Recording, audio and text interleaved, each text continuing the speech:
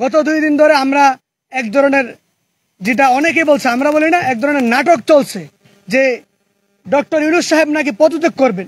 Doctor Yunus সাহেবের যদি কোনো সমস্যা হয় সরকার চালাইতে, তার বিরুদ্ধে যদি কোনো ষড়যন্ত্র হয় কিংবা তার কাজে যদি বাধা দেওয়া হয়, তাহলে ওনার তো উচিত রাজনৈতিক যত সংগঠনগুলো আছে, পাশাপাশি রাষ্ট্রের যত স্টেক হোল্ডার আছে সকলকে ডাকবে, ডেকে তাদেরকে জানাবে যে আমার এই সমস্যার কারণে আমি রাষ্ট্র পরিচালনা করতে পারছি না। ডাকসু এবং সাম্য হত্যার বিচার, বিশেষ করে ঢাকা বর্তমান যে সরকারের যে অস্থিতিশীলতা, এর জন্য আমরা বলবো এই যে সরকারের আইন শৃঙ্খলা বাহিনী তাদের ব্যর্থতার জন্য দায়ী। আমরা দেখলাম ঢাকা বিশ্ববিদ্যালয় প্রশাসন দায়িত্ব নেওয়ার পরে তাদের প্রধান দায়িত্ব ছিল শিক্ষার্থীদের অধিকার আদায়ের জন্য ডাকসুকে বাস্তবায়ন করা। আমাদের 3 জন শিক্ষার্থী, এর মধ্যে বিনিয়ামিন মোল্লা 75 ঘন্টা ধরে ডাকসু নির্বাচনের তফসিল ঘোষণা এবং সাম্য হত্যার বিচারের দাবিতে অনশন করছেন। মাহতাব ইসলাম প্রায় 60 ঘন্টা এবং জামাল উদ্দিন খালিদ প্রায় 40 ঘন্টা অনশনে আছেন। বিশ্ববিদ্যালয় প্রশাসন থেকে এই পর্যন্ত তাদের সাথে দেখা করা হলেও কার্যকর সুনির্দিষ্ট কোনো রূপরেখা তারা বাস্তবায়ন এবং প্রকাশ করতে ব্যর্থ হয়েছে। আমরা এর আগে বেশ কয়েকবার দাবি জানিয়ে আসার প্রেক্ষিতে বিশ্ববিদ্যালয় প্রশাসন আমাদেরকে জানিয়েছিল মে মাসের মধ্যাহ্নে, অর্থাৎ মধ্য মেয়ের মধ্যে তারা ডাকসু নির্বাচনের নির্বাচন কমিশন এবং তফসিল ঘোষণা করবেন। বিশ্ববিদ্যালয়ের যে স্বাভাবিক পরিস্থিতি, এই পরিস্থিতি এখন যেমন আছে, এইটা আমরা আশঙ্কা করছি খুব শীঘ্রই হারিয়ে যাবে। ঢাকা বিশ্ববিদ্যালয় সহ অন্যান্য বিশ্ববিদ্যালয়গুলোতে যখন ক্ষমতায় এসেছে, শিক্ষার্থীদেরকে জিম্মি করে তাদের দলীয় দাসত্বে পরিণত করার মাধ্যমে শিক্ষার্থীদের অধিকার আদায়কে পাশ কাটিয়ে তারা লাঠিয়াল বাহিনী হিসাবে গড়ে তোলার চেষ্টা করেছে। ঢাকা বিশ্ববিদ্যালয়ের শিক্ষার্থীরা যে নতুন স্বপ্নের, নতুন সোনার বাংলাদেশ বিনির্মাণের জন্য রাজপথে নেমেছিল, আমরা আশঙ্কা করছি যদি ডাকসু নির্বাচন না হয় তাহলে অচিরেই হলে হলে এবং ক্যাম্পাসগুলোতে দুর্বৃত্তায়নের, অপশাসনের রাজনীতি চালু হবে। ডাকসু নির্বাচন কেন দরকার? বিশ্ববিদ্যালয়ের প্রায় 40,000 শিক্ষার্থী, যাদের কোনো বৈধ প্রসিডিওরের মাধ্যমে কোনো শিক্ষার্থী প্রতিনিধি নাই, যারাই শিক্ষার্থী প্রতিনিধি হিসাবে বিভিন্ন রাজনৈতিক নেতৃবৃন্দ আছেন, সবাইকে তো শিক্ষার্থীরা ওন করে না, সবাইকে তো শিক্ষার্থীরা এককভাবে সম্মতি দেয় না। ঠিক এই জন্যই ডাকসু নির্বাচন দরকার, যারা শিক্ষার্থীদের যৌক্তিক দাবি এবং আমাদের যাতে আগের যেই কালো অধ্যায় ছিল গেস্টরুম গণরুমের রাজনীতিতে যাতে ফিরে যেতে না হয়, এবং বিশ্ববিদ্যালয়ের যে সকল প্রশাসনিক কাঠামো আছে, শিক্ষার্থী বান্ধব কর্মসূচি আছে, সেগুলোকে বেগমান করবার জন্য এই মুহূর্তে ডাকসু নির্বাচনের কোনো বিকল্প নাই। আমরা বিশ্ববিদ্যালয় প্রশাসনকে জানিয়ে দিতে চাই, আপনারা এমন কোনো শক্তির চাপে যদি মনে করেন যে আপনারা ডাকসু নির্বাচন না দিয়ে পার পেয়ে যাবেন, তাহলে আমরা আপনাদেরকে ডাকসু নির্বাচনে বাধ্য করব। আপনাদেরকে আমরা যে অভ্যুত্থানের মাধ্যমে নতুন আশা আকাঙ্ক্ষা বাস্তবায়নের জন্য দায়িত্ব প্রদান করেছিলাম, আমরা দেখতে পাচ্ছি আপনারা সেই দায়িত্ব পালনে সম্পূর্ণরূপে ব্যর্থ হচ্ছেন। আপনাদের শিক্ষার্থীরা আমরণ অনশনে মৃত্যুপণ লড়াই করছে, অথচ আপনারা সেই যৌক্তিক দাবি আদায় কালক্ষেপণের মাধ্যমে আমাদের সাথে প্রহসন করছেন। আমরা আবারও আহ্বান করছি, অতি দ্রুত শিক্ষার্থীদের যৌক্তিক দাবি আদায় এবং বর্তমান সরকারের কাছে আহ্বান করছি সারা বাংলাদেশের শিক্ষাঙ্গনকে নিরাপদ রাখার জন্য এবং শিক্ষার্থী বান্ধব হিসেবে আগামীর বাংলাদেশে মেধাবী এবং তরুণদের নেতৃত্ব বাস্তবায়ন করার জন্য শিক্ষার্থী সংসদ বা ছাত্র সংসদ নির্বাচনগুলো আছে, অতি দ্রুত সেগুলো বাস্তবায়ন করুন। ধন্যবাদ সবাইকে। ধন্যবাদ রাকিবুল ইসলামকে। দলীয় দাসত্ব এবং লেজুর ভিত্তিক ছাত্র রাজনীতির বাইরে গিয়ে প্রতিটা ক্যাম্পাসে শিক্ষার্থী বান্ধব কাজকর্ম বা কর্মকাণ্ড করার জন্য বাংলাদেশের প্রতিটা শিক্ষা প্রতিষ্ঠানে অবশ্যই ছাত্র সংসদ নির্বাচন প্রয়োজন।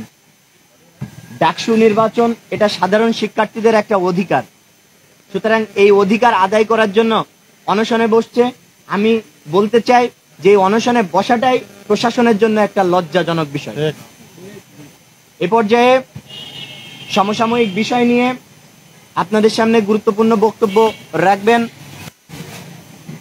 ঢাকা বিশ্ববিদ্যালয় শাখা ছাত্র অধিকার পরিষদের সভাপতি সানাউল্লাহ হক। ধন্যবাদ সাংবাদিক বৃন্দ। আপনারা জানেন ডাকসু এবং সাম্য হত্যার বিচার এবং নিরাপদ ক্যাম্পাসের দাবিতে দীর্ঘ ৭৫ ঘন্টা ধরে ঢাকা বিশ্ববিদ্যালয়ের ভিসির বাসভবনের সামনে বাংলাদেশ ছাত্র অধিকার পরিষদের সভাপতি বিনিয়ামিন মোল্লা এবং ঢাকা বিশ্ববিদ্যালয় শাখার যুগ্ম আহ্বায়ক মাহতাব ইসলাম অনশন করে আসছেন। পরবর্তীতে জামালউদ্দিন খালেদও সেই অনশনে অংশগ্রহণ করে। তো আমরা ঢাকা বিশ্ববিদ্যালয়ের শিক্ষার্থী হিসাবে ব্যাপারটা খুবই লজ্জাজনক। আগস্টের পর আমাদের কোনো যৌক্তিক দাবিতে অনশন করতে হবে এবং মানববন্ধন বিক্ষোভ মিছিল করতে হবে, এটা কিন্তু আমাদের প্রত্যাশা ছিল না। শিক্ষার্থীদের যৌক্তিক যে কোনো দাবি বিশ্ববিদ্যালয় প্রশাসন হোক কিংবা সরকার হোক, সেটা তাদের নিজ তাগিদে সেটা বাস্তবায়ন করবে, এটাই আমাদের প্রত্যাশা।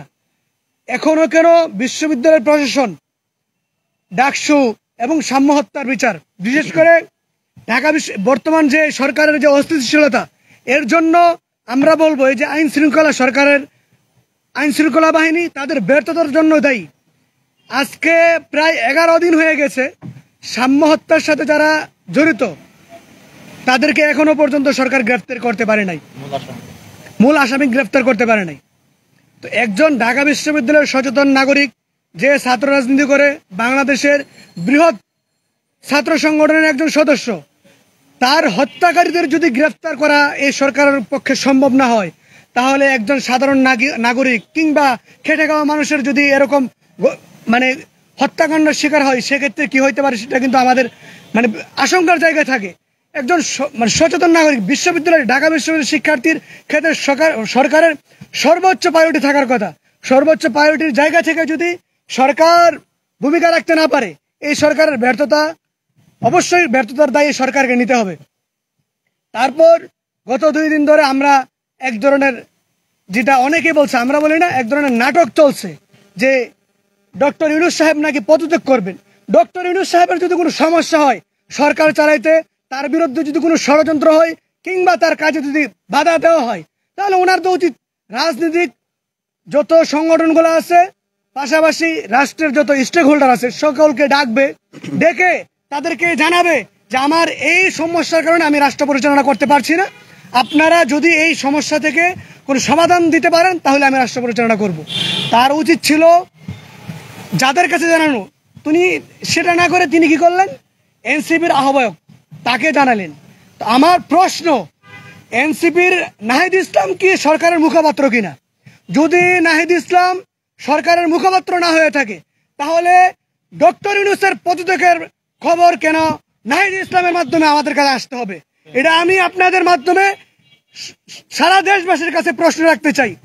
নাহিদ ইসলামের মাধ্যমে কেন ডক্টর ইউনূস সাহেব এই খবর সবার কাছে পৌঁছাইলো? আমি মনে করি ডক্টর ইউনূসের তার প্রজ্ঞা নিয়ে আমাদের কোনো প্রশ্ন নাই, সে সর্বজন সবার কাছে গ্রহণযোগ্য ব্যক্তি। কিন্তু এই যে আচরণটা আসলেই তিনি করেছেন কিনা, নাকি আমরা গত একটা নিউজে দেখলাম, মানব জমিনের যে একটা নিউজ, তার চতুর্পাশে নাকি 7 সদস্যের একটা অশুভ চক্র তার পিছনে ঘোরাফেরা করছে।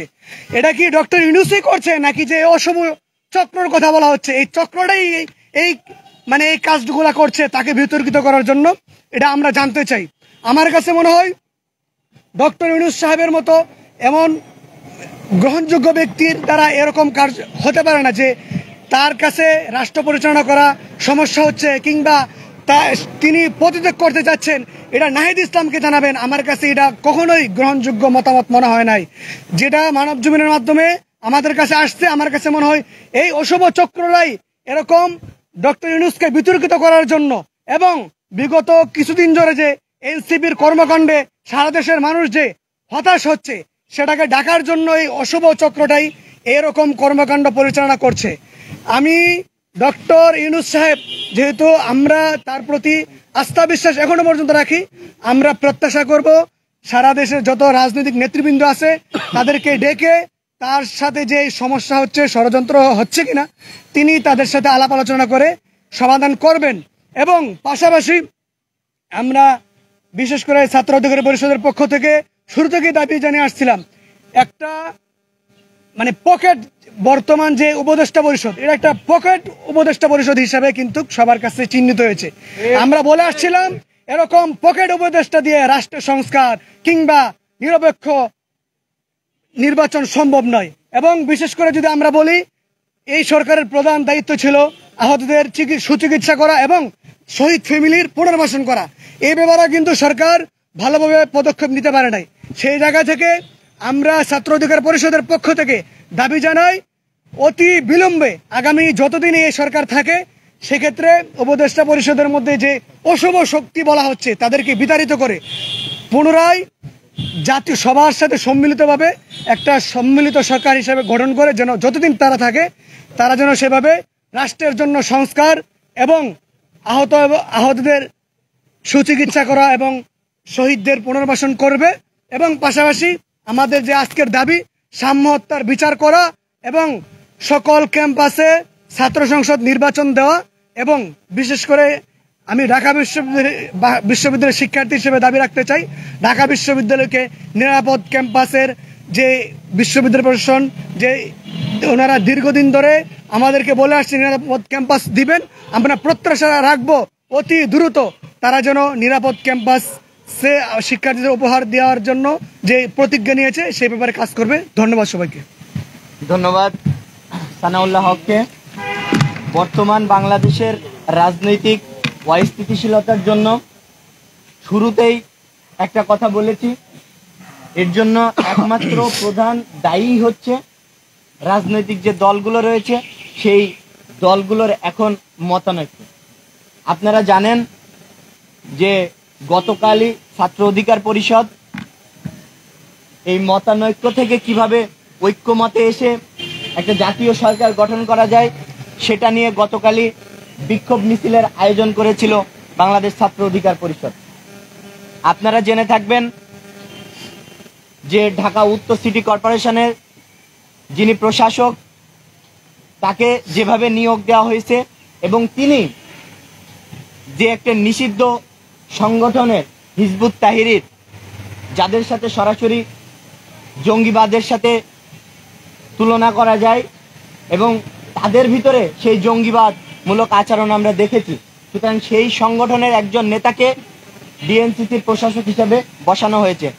আমরা কয়েক দফায় বলেছি যে এরকম একটা প্রশাসককে যারা বসিয়েছে তারা যেন দ্রুতই সেই প্রশাসককে সেখান থেকে অপসারণ করে, নতুবা ছাত্র অধিকার পরিষদ থেকে কঠোরতম আন্দোলন এবং কর্মসূচিতে আমরা যেতে বাধ্য হব।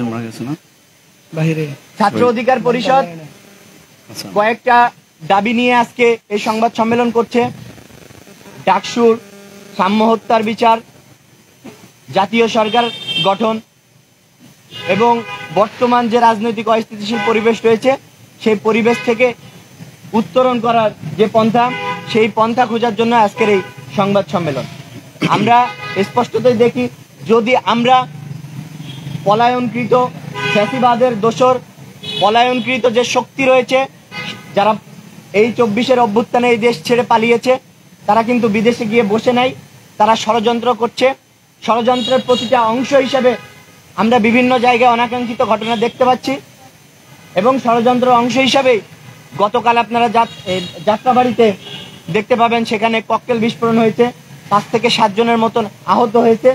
সুতরাং এই ধরনের অপকর্ম এবং অনাকাঙ্ক্ষিত ঘটনা কিন্তু এই যারা দেশের বাইরে রয়েছে পরাজিত শক্তি তারা কিন্তু এইগুলো ঘটানোর চেষ্টা করছে। সুতরাং এই মুহূর্তে আমাদেরকে এই দেশকে এই জাতিকে একটা ঐক্যমতের ভিত্তিতে একতাবদ্ধ হয়ে কিভাবে জাতীয় সরকার গঠন করা যায় সেই জন্য ডক্টর মোহাম্মদ ইউনূস সাহেবকে ছাত্র অধিকার পরিষদের পক্ষ থেকে আমরা অনুরোধ করব। এ পর্যায়ে আপনাদের মাঝে সমাপনী বক্তব্য প্রদান করবেন বাংলাদেশ ছাত্র অধিকার পরিষদের কেন্দ্রীয় সাধারণ সম্পাদক ছাত্র নেতা নাজমুল হাসান। বক্তব্য রাখবেন ছাত্র নেতা নাজমুল হাসান। আসসালামু আলাইকুম। বাংলাদেশ ছাত্র অধিকার পরিষদ কর্তৃক আয়োজিত আজকের এই সংবাদ সম্মেলনে উপস্থিত সাংবাদিক বন্ধুদেরকে ধন্যবাদ জানাচ্ছি। শুরুতেই গভীর শ্রদ্ধার সাথে স্মরণ করছি জুলাই আগস্ট ছাত্র নাগরিক গণ অভ্যুত্থানে যারা শহীদ হয়েছেন, যাদের অঙ্গহানি হয়েছে তাদের পরিপূর্ণ সুস্থতা কামনা করছি।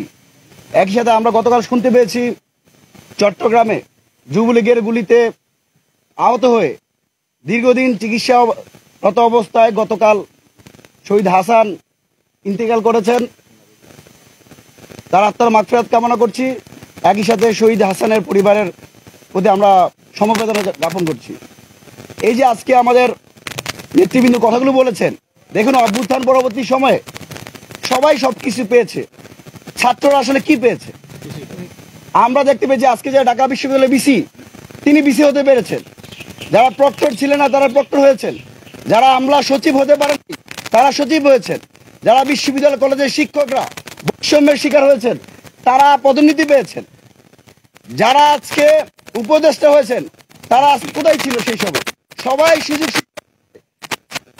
কি পেয়েছে? আমরা অভ্যুত্থান পরবর্তীতে ছাত্রদের যে ন্যায্য অধিকার, আমরা চেয়েছিলাম নিরাপদ ক্যাম্পাস, শিক্ষার্থীদের মধ্যে গণতান্ত্রিক চর্চা অব্যাহত রাখার জন্য ছাত্র সংসদ নির্বাচন। অত্যন্ত দুঃখের বিষয়, লজ্জার বিষয় যে আজকে আমরা আপনাদেরকে বলতে বাধ্য হচ্ছি, ঢাকা বিশ্ববিদ্যালয় কেন্দ্রীয় ছাত্র সংসদ নির্বাচনের দাবিতে গত ৭৫ ঘন্টা যাবৎ আমরণ অনশন করছেন বিনিয়ামিন মোল্লা সহ ঢাকা বিশ্ববিদ্যালয়ের ৩ জন শিক্ষার্থী। এটা কি আমাদের জন্য লজ্জার না? এটা আমাদের জন্য অবশ্যই লজ্জার বিষয়।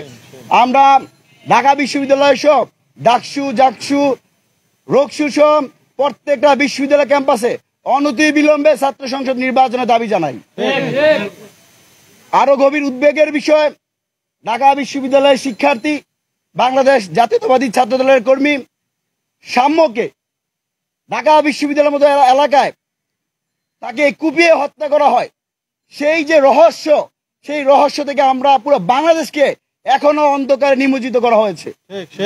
আমরা মনে করি এই ঘটনার প্রেক্ষাপটে বিশ্ববিদ্যালয়ের প্রত্যেকটা শিক্ষার্থী নিরাপত্তাহীনতা ভোগ করছে, একই সাথে পুরো বাংলাদেশ আজকে নিরাপত্তাহীনতা ভোগ করছে।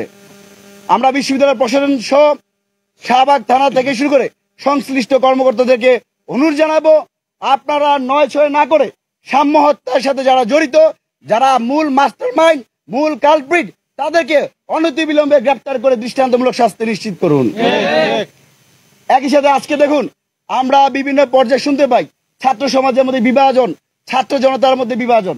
একটা কথা আমরা স্পষ্ট করে বলি, বৈষম্য বিরোধী ছাত্র আন্দোলন ছিল একটি ঐতিহাসিক প্ল্যাটফর্ম, যেই প্ল্যাটফর্মে এদেশের সকল খেটে খাওয়া মানুষ, সকল রাজনৈতিক দল, সকল মতের রাজনৈতিক ছাত্র সংগঠনের নেতৃবৃন্দ, শিক্ষার্থীরা কাঁধে কাঁধ মিলে কাজ করেছে।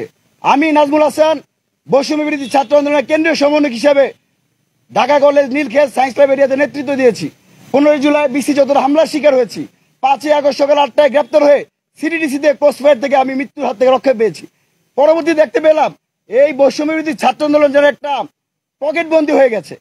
এই বৈষম্য বিরোধী ছাত্র আন্দোলন যদি করতে হয় তাহলে আপনাকে ছাত্রদল ছাড়তে হবে, আপনাকে ছাত্র ইউনিয়ন ছাড়তে হবে, আপনাকে শিবির ছাড়তে হবে, পরিষদ ছাড়তে হবে। আমরা তো এইরকম একটা বাংলাদেশ চাই নাই। কিছু মানুষের কারণে, কিছু মুষ্টিবিদ্ধ সুবিধাবাদীর কারণে আজকে আমাদের পবিত্র ব্যানার, আজকে জাতিকে ঐক্যবদ্ধ রাখার যে প্রতীক বৈষম্য বিরোধী ছাত্র আন্দোলন কলঙ্কিত হয়েছে। আমরা নির্বাচন কমিশন প্রধান উপদেষ্টা প্রফেসর ইউনূসের প্রতি আহ্বান জানাই, আপনি বারবার বলেছেন ছাত্র সমাজ আপনার পক্ষে আছে, তাদের কথা শুনছেন, কিন্তু আপনার প্রতি আহ্বান থাকবে আপনি নাহিদ ইসলাম, আসিফ মাহমুদ, মাহফুজ আব্দুল্লাহ, তাদের চোখে ছাত্র সমাজকে দেখবেন না। তারা ছাত্র সমাজের একটা অংশ, কিন্তু আপনারা তাদেরকে নিয়ে পুরো বাংলাদেশের প্রত্যেকটা ছাত্র সমাজকে আপনারা ডিনাই করছেন। আমরা আজকে থেকে প্রায় 3 মাস আগে মধুর ক্যান্টিন থেকে সংবাদ সম্মেলন করেছিলাম, ছাত্রদের মধ্যে ক্ষোভ বাড়ছে। আপনারা শুধু বৈষম্যের যারা আছে, নাগরিক পার্টি যারা আছে, বাক্সার যারা আছে, তাদেরকে নিয়ে বসছেন। কই একটি বারের মতো গত 10 মাসে একটি বারে কোনো সম্মিলিতভাবে কোনো ছাত্র সংগঠন নিয়ে প্রধান উপদেষ্টা থেকে বসতে দেখিনি আমরা। যদি প্রধান উপদেষ্টা প্রত্যেকটা ছাত্র সংগঠন নিয়ে অন্তত একবার যদি মত বিনিময় করতো, আমি মনে করি আজকে ছাত্রদের মধ্যে এত বিরোধ তৈরি হইতো না। আমরা তো এই অভ্যুত্থান গড়িয়েছি নতুন একটা বাংলাদেশ তৈরি করার জন্য, একটা ঐক্যবদ্ধ বাংলাদেশ তৈরি করার জন্য, সেখানে বিভাজনের বাংলাদেশ তৈরি করার জন্য আমরা কেউ রক্ত দেই নাই। আমরা এখনো সময় আছে, আমরা মাননীয় প্রধান উপদেষ্টার আহ্বান জানাই, প্রত্যেকটা ছাত্র সংগঠন নিয়ে অনতিবিলম্বে জাতীয় ছাত্র কাউন্সিল গঠন করুন। এখান থেকেই ছাত্র সমাজের করণীয়, ছাত্র সমাজের নেতৃবৃন্দ নিয়ে বসবেন, তাহলে বর্তমান যে বিদ্যমান বিরোধ, রাগ, ক্ষোভ, অভিমান সবকিছু আশা করি দূরীভূত হবে। একই সাথে আমরা দেখতে পাচ্ছি বর্তমানে আমরা যে এখানে যখন সংবাদ সম্মেলন করছি, ঠিক কিছুক্ষণ আগেই দুটি আমরা মিডিয়াতে নিউজ দেখেছি, উপদেষ্টা আসিফ মাহমুদের এপিএস মোয়াজ্জেম হোসেনের দুর্নীতির দায়ে তাকে বিদেশে যাওয়ার জন্য নিষেধাজ্ঞা জারি করা হয়েছে, একই সাথে তার এনআইডি ব্লক করা হয়েছে। এইটা শুধু নাগরিক পার্টি বৈষম্য বিরোধী তাদের জন্য লজ্জার নয়, তাদের এই কৃতকর্মের জন্য আমাদের শহীদদের সাথে বেইমানি করা হয়েছে। আজকে তাদের এই দুর্নীতি, তাদের যে অপকর্ম, এর কারণে পুরো বাংলাদেশে ছাত্র সমাজকে নেতিবাচক দৃষ্টিতে দেখা হচ্ছে। আমরা সরকারের প্রতি আহ্বান জানাই, যারা এই দুর্নীতির সাথে জড়িত আছে তাদের বিরুদ্ধে ব্যবস্থা নিন, কারণ ছাত্র সমাজ তাদের সাথে জড়িত নয়। একই সাথে আমরা দেখতে পেয়েছি নাহিদ ইসলাম নাগরিক পার্টির আহ্বায়ক বলেছেন, বর্তমানে যে উপদেষ্টা পরিষদ রয়েছে সেখানে ছাত্র প্রতিনিধি হিসেবে যে দুইজন উপদেষ্টা রয়েছে তারা নাকি নাগরিক পার্টির কেউ না। হাস্যকর। আপনারা কি এই কথা বিশ্বাস করেন? এটা একদম নির্লজ্জ মিথ্যাচার। আমরা নাহিদ ইসলামের কাছে আমাদের জুলাই অভ্যুত্থানের মহানায়ক হিসেবে আমরা যাদেরকে চিনি, যাদের নেতৃত্বে পুরো বাংলাদেশ এক ঐক্যবদ্ধ হয়েছিল, তাদের কাছে এরকম নির্লজ্জ মিথ্যাচার আমাদের কষ্ট দেয়। আমরা একই বক্তব্য যখন নাহিদ ইসলাম উপদেষ্টা ছিলেন তখন শুনতে পেয়েছি হাসনাত আব্দুল্লাহ, সার্জি সালাম, তারা বলতেন নাহিদ ইসলাম নাগরিক পার্টি বা বৈষম্যের কেউ না, কিন্তু আমরা পরক্ষণে দেখতে পেলাম নাহিদ ইসলাম নাগরিক পার্টির আহ্বায়ক হয়ে গেছেন। সুতরাং এগুলো জাতির সাথে তামাশা, এগুলো জাতির সাথে লজ্জা করা। আমরা আহ্বান জানাই অনতিবিলম্বে ছাত্র প্রতিনিধি হিসেবে যারা উপদেষ্টা রয়েছেন তাদের বিরুদ্ধে যেহেতু বিভাজনের রাজনীতি হিসেবে অভিযোগ রয়েছে, তাদের বিরুদ্ধে যেহেতু নিরপেক্ষতা বজায় না রাখার অভিযোগ রয়েছে, তারা যেহেতু শপথ ভঙ্গ করেছে, তাদের প্রতি অনুরোধ থাকবে জুলাইয়ের চেতনা ধারণ করে ক্ষমতাকে কুক্ষিগত না করে অনতি বিলম্বে পদত্যাগ করে রাজপথে নেমে আসুন। ছাত্র সমাজ সহ এদেশের মানুষ চায় আপনারা রাজপথে নেমে দেশের খেটে খাওয়া মানুষ, শিক্ষার্থী তথা গণমানুষের অধিকার আদায় হিসেবে কাজ করুন। আপনাদের কাছে দুর্নীতি, বিভিন্ন যে কেলেঙ্কারি, এগুলো আমরা প্রত্যাশা করি না। একই সাথে বর্তমানে আমরা যে নাটক দেখতে পাচ্ছি, আমাদের সানুল্লাহ বলেছেন গত 3 দিন যাবত আমরা ঘুমাতে পারছি না, রাত 1টা বাজলেই একটা নাটক শুরু হয়ে যায়। আমরা যেমন ঘুমাতে পারছি না, আপনার সাংবাদিক বন্ধুরা আপনারা ঘুমাতে পারছেন না। এই মনে হয় ইউনূস স্যার পদত্যাগ করলেন, সেনাবাহিনী কু করলো, যমুনা ঘেরাও হলো, এই যে একটা নাটকীয় পরিবেশ, আর এই যে পরিবেশ থেকে আমরা নিস্তার চাই, দেশবাসী স্বস্তি চাই। বর্তমানে যে রাজনৈতিক দলগুলোর মধ্যে যে অস্থিরতা তৈরি হয়েছে, রাজনৈতিক দলগুলোর মধ্যে যে ঐক্যবদ্ধতার যে ফাটল ধরেছে, আমরা মনে করি বাংলাদেশের স্বাধীনতা সার্বভৌমত্ব অক্ষুণ্ণ রাখতে এবং ভারতীয় আগ্রাসন আধিপত্য থেকে বাংলাদেশে রক্ষা করতে হলে একই সাথে পাকিস্তানপন্থী, আমেরিকাপন্থী সকল প্রকার ষড়যন্ত্রকে ঐক্যবদ্ধভাবে মোকাবেলা করতে হলে অনতিবিলম্বে জাতীয় সরকার গঠন করতে হবে। এই মুহূর্তে দরকার, এই মুহূর্তে দরকার ছাত্র সমাজের দরকার, সারা বাংলার দরকার, কিষাণ শ্রমিকের দরকার, বাংলাদেশের দরকার, মুক্তি পেতে দরকার। একই সাথে আমরা বারবার বলছি রাজপথে যেভাবে আমাদের ঐক্যবদ্ধ থাকা উচিত, একই সাথে আমাদের উপদেষ্টা পরিষদেও আমাদের ঐক্যবদ্ধ বাংলাদেশের প্রতিচ্ছবি থাকা উচিত। মাননীয় প্রধান উপদেষ্টার প্রতি আহ্বান জানাই, আপনি কষ্ট পেয়ে অথবা নাগরিক পার্টির আচরণে হতাশ হয়ে আপনি প্রধান উপদেষ্টার পদ থেকে পদত্যাগ করবেন না। আমরা ছাত্র জনতা, এদেশের 18 কোটি মানুষ দৃঢ়ভাবে চায় প্রফেসর ইউনূস বাংলাদেশের প্রধান উপদেষ্টা থেকে বিচার, সংস্কার এবং একটা নিরপেক্ষ নির্বাচনের দায়িত্ব পর্যন্ত ক্ষমতায় থাকুক। সেই পর্যন্ত ক্ষমতা থাকতে হলে অবশ্যই প্রত্যেকটা রাজনৈতিক দলের মধ্যে ঐক্যবদ্ধ থাকতে হবে এবং জাতির বৃহত্তর সংকটে আমরা দেখতে পেয়েছি চট্টগ্রাম বন্দর দিয়ে দেওয়া হচ্ছে, মানবিক করিডোর নামে রোহিঙ্গা প্রত্যাবর্তন করা হচ্ছে। এই বিষয়টিকে একটা জাতীয় ইস্যু, বাংলাদেশের জাতীয় নিরাপত্তা ইস্যু, জাতীয় রাজনৈতিক দলগুলো নিয়ে জাতীয় সরকার গঠন করবেন। একই সাথে ক্রিয়াশীল সকল রাজনৈতিক ছাত্র সংগঠন নিয়ে জাতীয় ছাত্র কাউন্সিল করার আহ্বান জানাই। অনতিবিলম্বে ডাকসু সহ প্রত্যেকটা বিশ্ববিদ্যালয় ক্যাম্পাসে ছাত্র সংসদ নির্বাচন এবং সাম্য হত্যাকে নিয়ে যে একটা অন্ধকার তৈরি হয়েছে, একটা রহস্য তৈরি হয়েছে, সেই রহস্য উদ্ঘাটিত করে বাংলাদেশের মানুষকে আপনারা নিরাপদ করুন, বিশ্ববিদ্যালয়ের শিক্ষার্থীদের নিরাপদ আবাস স্থল তৈরি করুন। সেই প্রত্যাশায় আজকের এই সংবাদ সম্মেলন এখানেই শেষ করছি।